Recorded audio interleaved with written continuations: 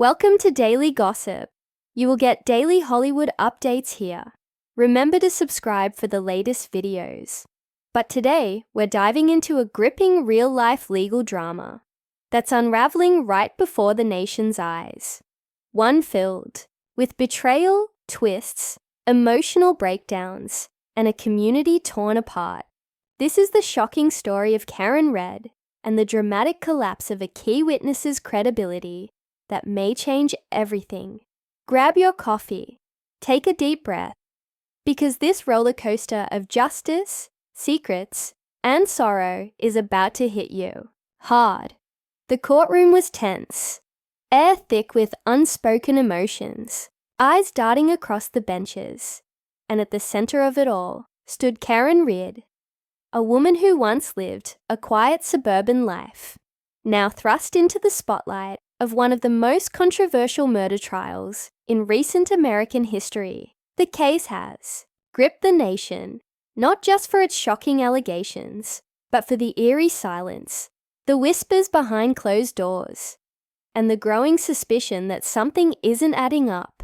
Karen Red has been accused of the unthinkable, of killing her boyfriend, Boston police officer John O'Keefe, in what prosecutors originally portrayed as a tragic but intentional act.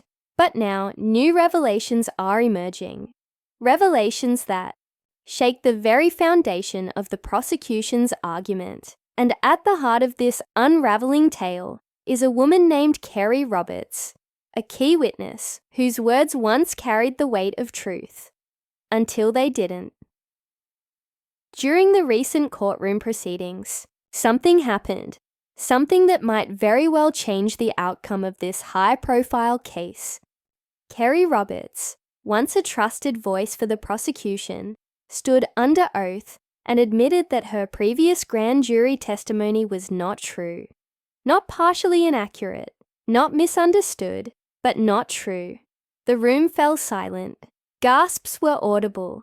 A key moment etched forever in the courtroom's walls. Roberts confessed that she did not hear Karen Red ask another woman, Jennifer McCabe, to perform a now infamous Google search. How long to die in cold? This line, this digital fingerprint, had become one of the prosecution's strongest pieces of circumstantial evidence.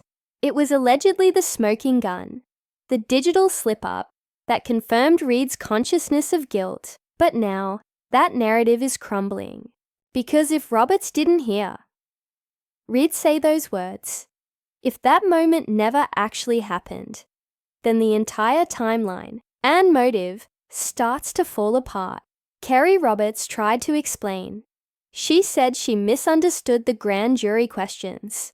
But in a case this sensitive, this public, this devastating, a misunderstanding isn't just a slip-up. It's a fracture in the fragile structure of the justice system. The prosecution had built its case around key testimonies like this. Now, legal experts and commentators across the nation are wondering aloud, how many other truths might not be true? Let's go back to the beginning for those who are just catching up. John O'Keefe, a respected Boston police officer, was found dead in the snow outside a Canton, Massachusetts home in January 2022. He had suffered head trauma, and the scene was puzzling. Karen Red, his girlfriend, was quickly brought under suspicion. Investigators claimed she had hit him with her SUV and left him to die in the freezing cold. The story was gut-wrenching, a tragic accident turned crime. But Karen Red has always maintained her innocence. From day one, she has insisted that she is being framed, pointing toward a deeper conspiracy within law enforcement, a theory that once seemed like a desperate defense strategy, but now doesn't seem so far-fetched.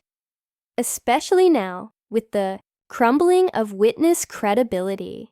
Especially now with the community divided, some demanding Karen's conviction, others shouting her innocence from rooftops.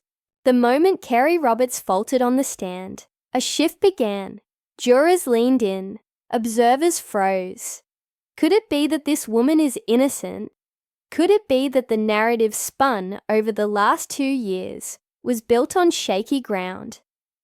Let's talk about the infamous Google search again. On the morning O'Keefe's body was discovered, Jennifer McCabe allegedly searched for "how long to die in cold." That search has haunted this case. The prosecution said Karen told McCabe to look it up. Why would she say that unless she knew he was outside and dying? But now Roberts says she didn't hear that exchange. Suddenly it becomes a he said she said, with digital data, timing, and memory gaps filling in the blanks. And those blanks are starting to look more like holes. Karen Reed's defense attorneys wasted no time jumping on the discrepancy.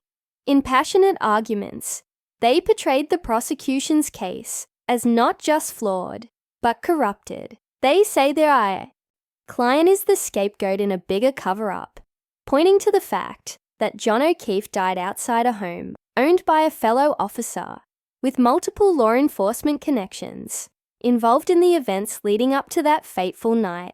The defense believes O'Keefe may have gotten into an altercation inside that house and was dumped outside afterward, and that Karen Reed is being wrongfully accused to protect insiders. It's a claim that would have once sounded like a Netflix thriller. But this is no movie. This is real.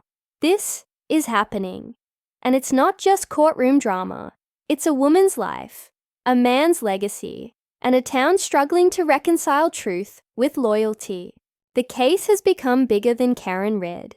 It's now about institutional trust, about how much faith we place in witness testimony, and about whether the justice system protects the innocent or shields the powerful. What's even more heartbreaking is the toll this has taken on Karen Reed. In court, she has appeared fragile but determined. Her emotional strength has been put to the test every day. Her life has been put on hold, her name dragged through the mud, her career, reputation, and peace of mind stripped from her. And now, to hear that one of the key witnesses possibly gave false testimony, it's a gut punch to the soul. For Reed, this is not just about proving her innocence.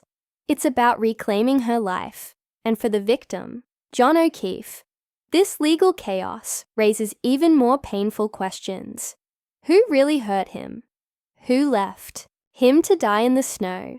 His family deserves answers. Not courtroom games. Not half-truths. Not unreliable witness statements. They deserve the truth.